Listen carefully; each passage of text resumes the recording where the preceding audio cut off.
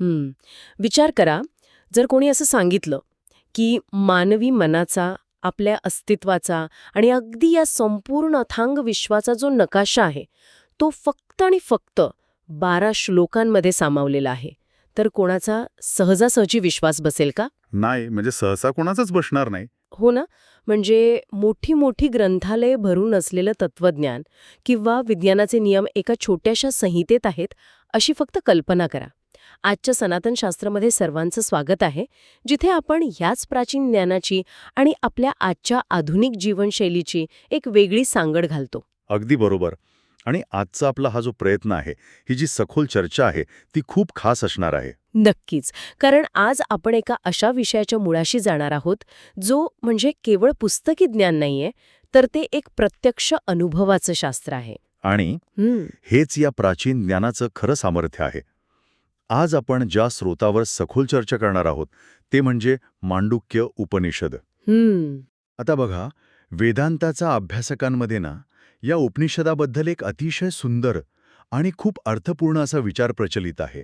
म्हणजे जर इतर सर्व उपनिषदे हे एक विशाळ अथांग आणि घनदाट जंगल असतील, तर मांडुक्य उपनिषद हे त्या संपूर्ण जंगलाचं मूळ बीज आहे. बापरे, म्हणजे फक्त 12 श्लोकांमध्ये इतकं सगळं? हो, फक्त 12 श्लोक. इतर उपनिषदांमध्ये शेकडो श्लोक आहेत, पण यात केवळ 12 श्लोक आहेत. आणि महत्वाची गोष्ट म्हणजे हे केवळ काही तात्विक मांडणी करत नाही, तर ते मानवी जाणीवेचे, म्हणजे आपल्या कॉन्शियसनेसचे थेट विज्ञान सांगते. राईट. हे आपलं सनातन शास्त्र आहे, जे आजच्या म्हणजे या आधुनिक जीवनशैलीतील ताणतणाव, अस्तित्वाचे प्रश्न आणि आपण नेमके कोण आहोत याची अगदी अचूक आणि थेट उत्तरे देते. म्हणजे आज आपण यावर फक्त अशीच एक ड्राय बौद्धिक चर्चा करणार नाही आहोत. अजिबात नाही. तर या खऱ्या स्वरूपाचा म्हणजे प्रत्यक्ष अनुभव कसा घ्यायचा हे आपण एक्सप्लोअर करणार आहोत. अगदी तेच. ओके, लेट्स अनपॅक दिस. कारण ही संकल्पना ना खरोखरच खूप मोठी आणि खूप खोल आहे. आता मांडुक्य उपनिषदाची सुरुवातच मुळी ओम या वैश्विक संकल्पनेपासून होते. बरोबर. आता आधुनिक काळात आपण सर्वजण या ओम शब्दाशी परिचित आहोतच. आपण ओमला फक्त एक आवाज समजतो, बरोबर, किंवा ध्यान करण्याची एक पद्धत किंवा एखादा धार्मिक शब्द समजतो. पण उपनिषदातील मंत्र म्हणतात की ओम हे केवळ एवढंच नाहीये. नाही, त्याहून खूप मोठं आहे ते. एक्झॅक्टली. ओम हे भूतकाळ, वर्तमानकाळ, भविष्यकाळ आणि अगदी काळाच्याही पलीकडील संपूर्ण सत्य आहे. म्हणजे आपण ज्याला वास्तव किंवा सत्य म्हणतो ना, ती पूर्ण जाणीव या एकाच ध्वनीमध्ये सामावलेली आहे. हे कसं शक्य आहे? इथेच ना आपण ओमच्या त्या भौतिक अर्थाच्या किंवा रोजच्या समजुतीच्या थोडं पुढे जायला हवं. म्हणजे बघा, ओम हा केवळ तोंडाने उच्चारला जाणारा एखादा साधा शब्द नाहीये, तर ती या संपूर्ण अस्तित्वाची मूळ स्पंदने आहेत. स्पंदने म्हणजे व्हायब्रेशन्स. हो, व्हायब्रेशन्स. आणि आधुनिक क्वांटम भौतिकशास्त्र सुद्धा आपल्याला हेच सांगतं की या विश्वातील प्रत्येक गोष्ट, अगदी तो कठीण वाटणारा दगड सुद्धा, मुळात फक्त स्पंदनांचा म्हणजे व्हायब्रेशनचा खेळ आहे. खरे. मांडुक्य उपनिषद या ओमची अतिशय वैज्ञानिक आणि सूक्ष्म अशी फोड करून सांगते. यात ओमचे 4 भाग केले आहेत. पहिला भाग आहे अ, दुसरा भाग आहे उ, तिसरा भाग आहे म. ओके. अ, उ, म. आणि या 3 अक्षरांच्या उच्चारानंतर जी एक अथांग आणि एक अमर्याद शांतता येते ना, तो आहे चौथा भाग. यातील प्रत्येक भाग हा आपल्या जाणीवेच्या एका विशिष्ट अवस्थेशी म्हणजे एका स्टेटशी जोडलेला आहे. थोडक्यात सांगायचं तर हे मानवी अनुभवाचे 4 स्तर आहेत. हे ऐकायला खरंच खूपच भारावून टाकणारं वाटतंय. म्हणजे मला इथे ना एका आधुनिक तंत्रज्ञानाचं साधर्म्य द्यावंसं वाटतं, जेणेकरून हे ऐकणाऱ्यांना समजायला थोडं अधिक सोपं जाईल. हो, नक्कीच. सांगा ना. आपण सगळे आजकाल कॉम्प्युटर आणि स्मार्टफोन वापरतो, बरोबर. आता कोणत्याही आधुनिक कॉम्प्युटर सिस्टमचा बेस हा बायनरी कोड असतो, म्हणजेच 0 आणि 1. अगदी बरोबर. या 2 आकड्यांवरूनच, म्हणजे फक्त 0 आणि 1 वरूनच जगभरातील सर्व सॉफ्टवेअर्स, अतिशय गुंतागुंतीच्या अल्गोरिदम्स आणि अगदी प्रगत अशी व्हर्च्युअल रियालिटी तयार होते.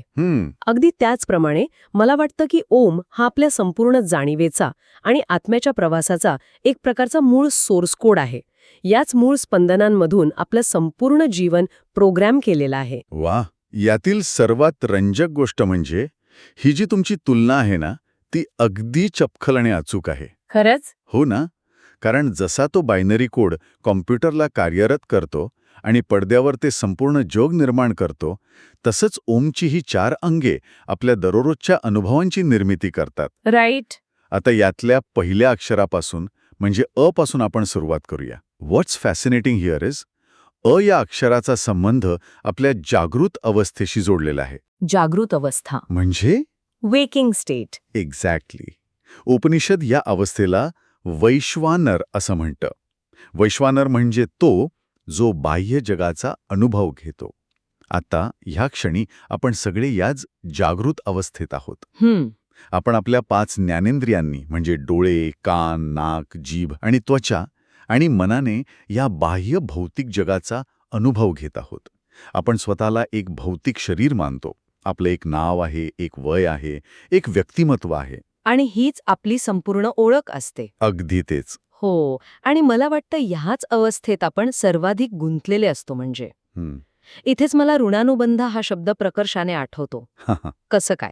म्हणजे बघा ना, आपले जे सगळे ऋणानुबंध आहेत, आपली कुटुंबातील नाती, मित्रपरिवारातील संबंध किंवा ऑफिसच्या वाढत्या जबाबदाऱ्या, बँकेचे कर्जाचे हप्ते, ट्रॅफिकमधील ती रोजची चिडचिड आणि आपले भौतिक यश अपयश हे सर्व याच जागृत अवस्थेत घडत असतं. अगदी खरे. आपण या बाह्य जगाला आणि या शरीराला इतकं सत्य मानतो की आपल्याला खात्रीच असते, अरे हेच माझं खरं आणि एकमेव आयुष्य आहे. आपली इंद्रिय एकमेकांना सतत दुजोरा देतात. म्हणजे डोळे जे पाहतात त्याला हात प्रत्यक्ष स्पर्श करू शकतात. त्यामुळे आपण या ऋणानुबंधांमध्ये आणि भौतिक जगात पूर्णपणे अडकलेले असतो. ॲब्सोल्युटली. आपण या जागृत अवस्थेलाच अंतिम सत्य मांडण्याची खूप मोठी चूक करतो.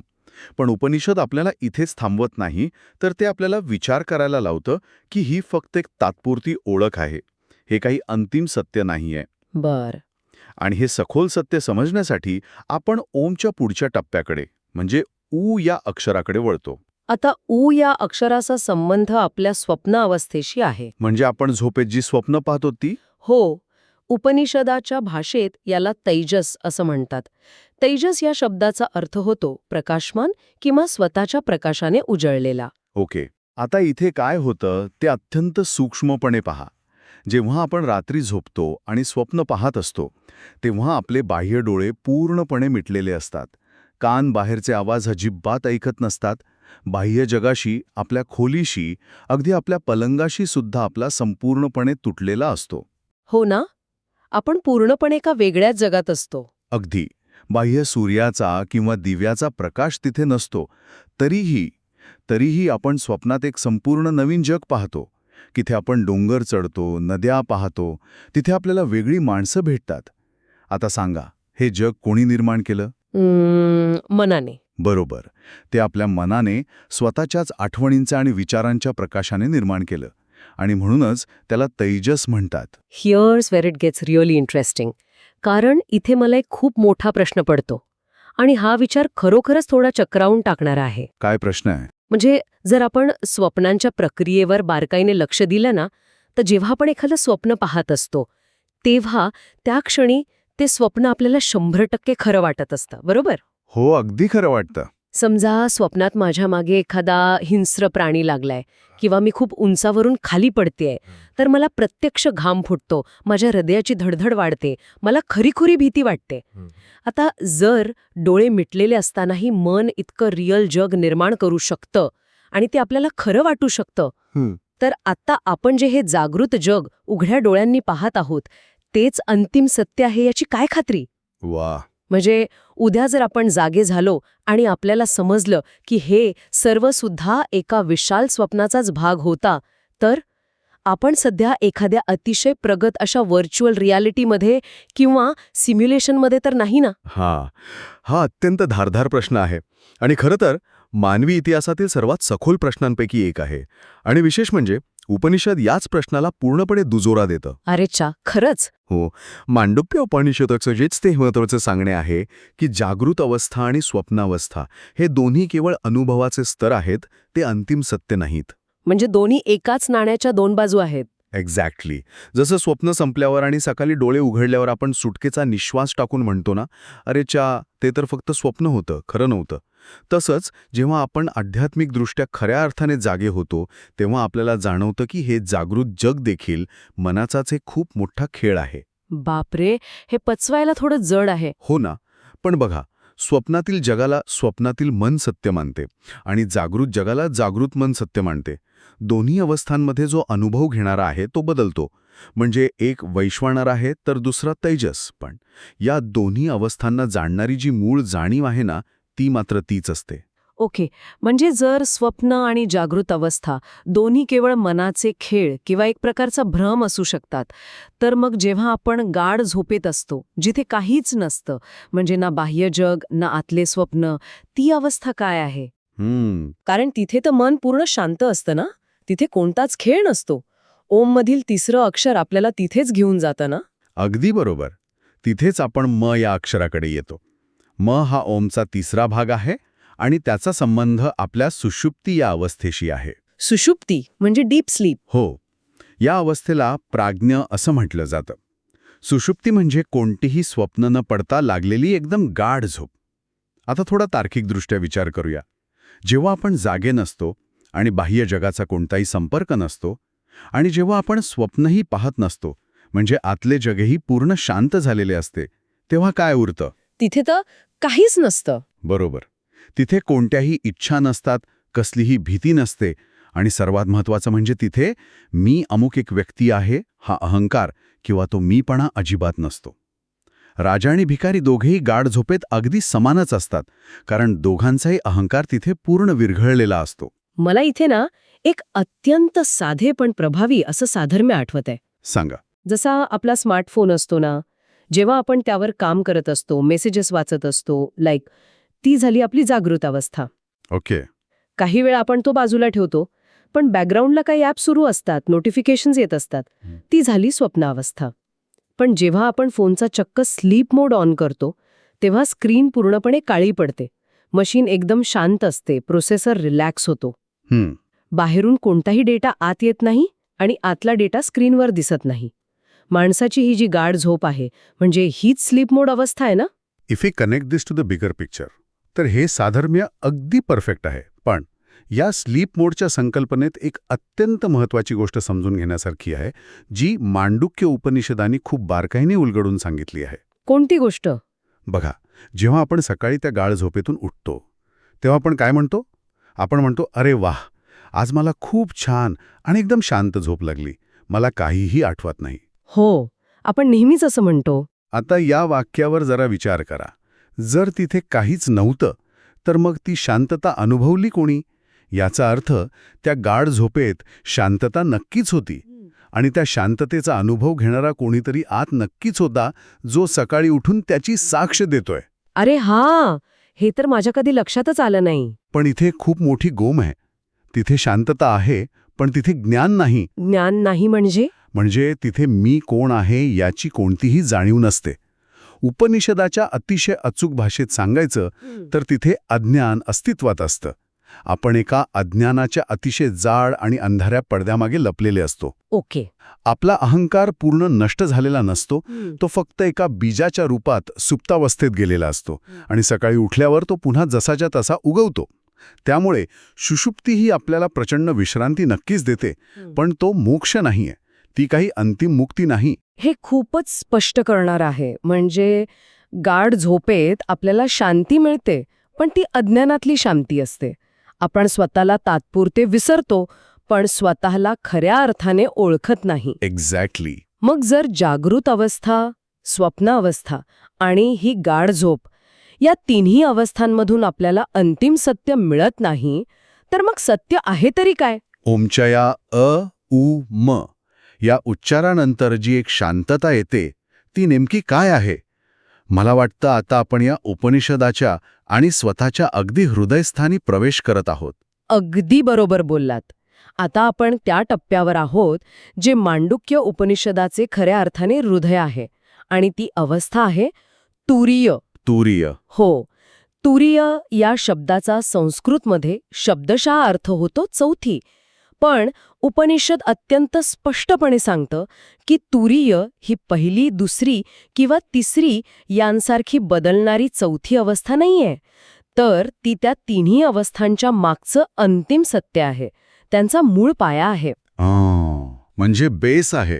हो, बघा, तुरीय ही बाह्य जगाची जाणीव नाहीये जशी जागृत अवस्थेत असते. ती आंतरिक जगाची जाणीव नाहीये जशी स्वप्नात असते. आणि ती अचेतन किंवा अज्ञानाची अवस्थाही नाहीये जशी गाढ झोपेत असते. मग ती नेमकी काय आहे? ती निव्वळ आणि शुद्ध जाणीव आहे. ती विशुद्ध जाणीव आहे जी या तिन्ही अवस्थांना प्रकाशित करते. हेच खऱ्या अर्थाने ब्रह्मा आहे आणि तेच आपलं सर्वांचं मूळ आणि वास्तविक स्वरूप आहे. हे ऐकायला अत्यंत भव्य आहे, पण थोडं बुद्धीला समजायला कठीण वाटतंय.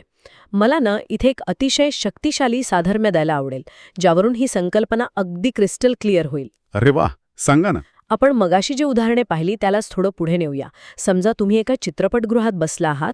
समोरच्या पडद्यावर जो चित्रपट सुरू आहे, ज्यामध्ये भरपूर ॲक्शन आहे, ड्रामा आहे, बाहेरचं मोठं जग दिसत आहे, ती झाली आपली जागृत अवस्था. बरोबर. त्यानंतर समजा तुम्ही डोळे मिटता आणि स्वतःच्याच मनात एक दुसरा चित्रपट सुरू करता, जिथे तुम्ही स्वतःच दिग्दर्शक आणि अभिनेते आहात. ती झाली आपली स्वप्नावस्था. त्यानंतर अचानक तो प्रोजेक्टर बंद पडतो, चित्रपट थांबतो आणि समोर फक्त एक अंधार किंवा रिकामा ब्लँक पडदा उरतो. ती झाली आपली सुषुप्ती अवस्था.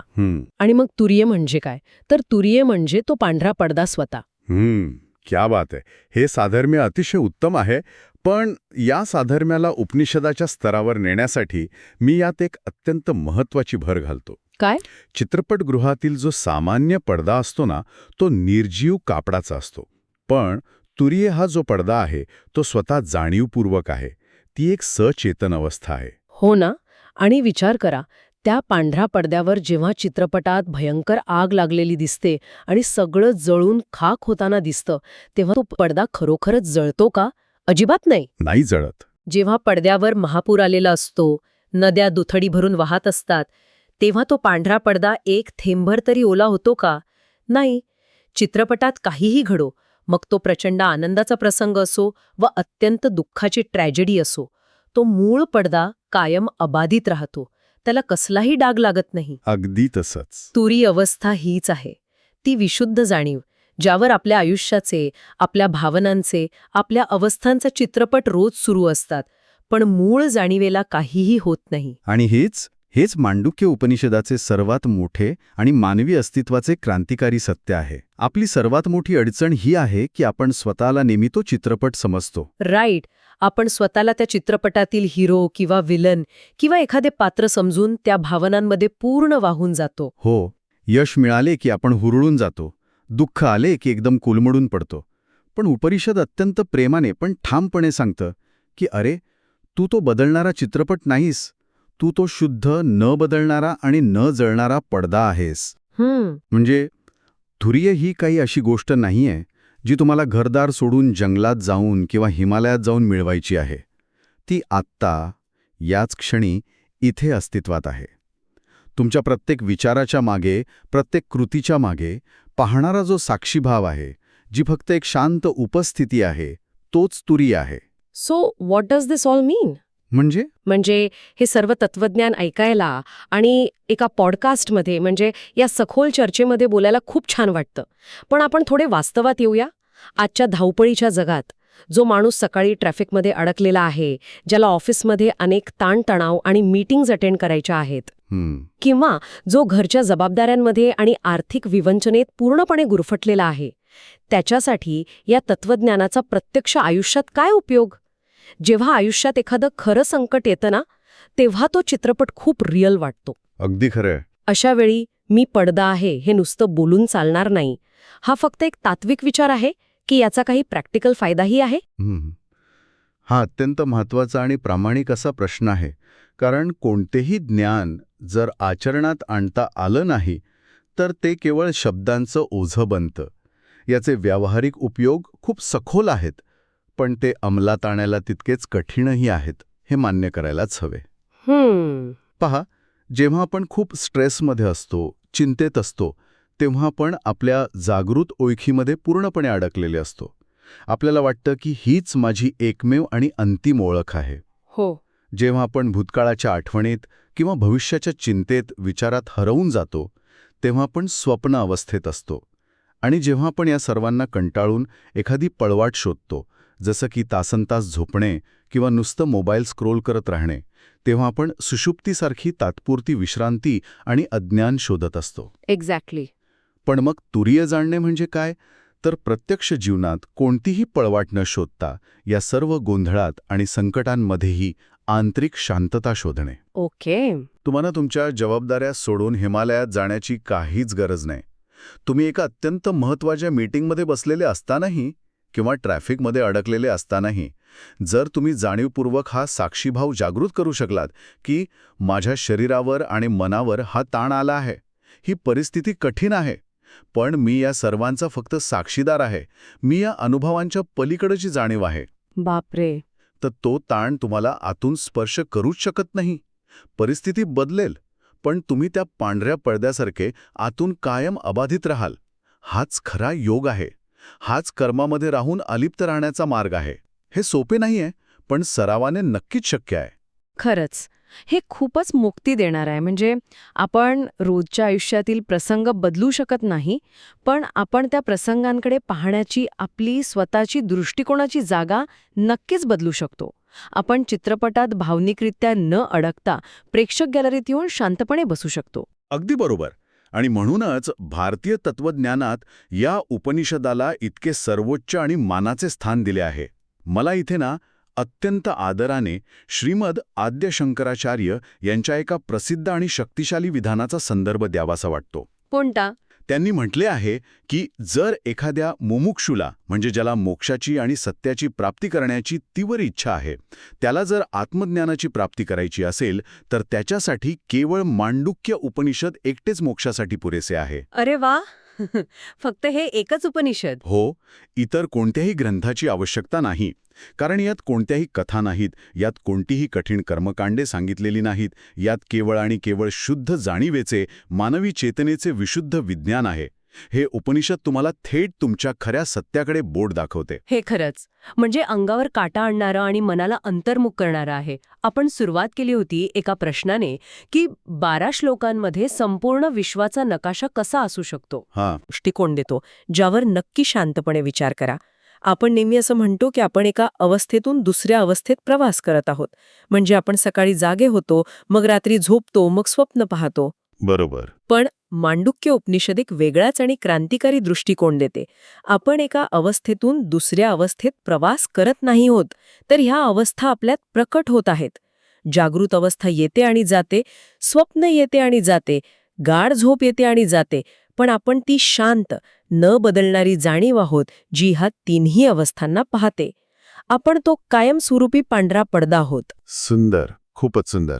मी जेव्हा आपल्याला ऑफिसमध्ये किंवा घरी खूप ताण येईल, मन अस्वस्थ होईल, तेव्हा एक दीर्घ श्वास घ्या आणि स्वतःला एक अत्यंत साधा प्रश्न विचारा, सध्या माझ्या पडद्यावर कोणता सिनेमा सुरू आहे? आणि बघा, तो ताण कसा क्षणात दूर होतो. नक्कीच. आजच्या सनातन शास्त्राच्या या सखोल चर्चेमध्ये मांडुक्य उपनिषदाच्या निमित्ताने ओम आणि आपल्या जाणीवेच्या 4 अवस्थांचा हा जो प्रवास आपण केला, तो कसा वाटला हे आम्हाला नक्की सांगा. जर हा जाणीवेचा प्रवास ऐकायला खऱ्या अर्थाने आवडला असेल आणि यातून काही नवीन शिकायला मिळालं असेल, तर हा भाग नक्की लाईक, शेअर आणि सबस्क्राईब करा. आणि कमेंट करायला विसरू नका. हो, आणि आजसाठी एक खास प्रश्न आहे, ज्याचं उत्तर मला सर्वांकडून हवं आहे. आपलं मन सर्वात जास्त ऊर्जा कोणत्या अवस्थेत खर्च करते?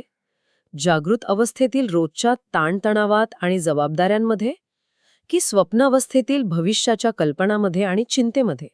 विचार करा आणि कमेंट करून नक्की सांगा. तोपर्यंत शांत रहा, सजग रहा आणि स्वतःच्या आतल्या पडद्यावर कायम लक्ष ठेवा. भेटूया सनातन शास्त्राच्या पुढच्या भागात एका नवीन आणि रंजक विषयासोबत. नमस्कार.